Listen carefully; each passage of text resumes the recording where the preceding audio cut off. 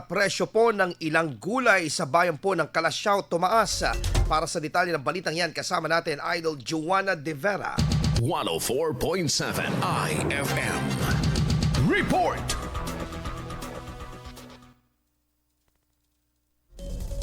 Bahagyang tumaas ang presyo ng ilang gulay ngayon ayon sa ilang tindera sa Calasiao Public Market.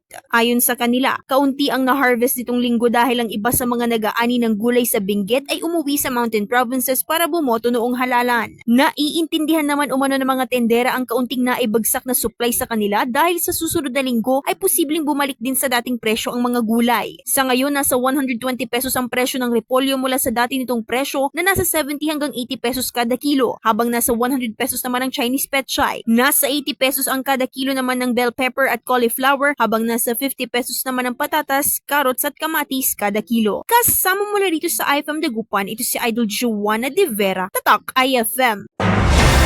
IFM News. IFM News. IFM News.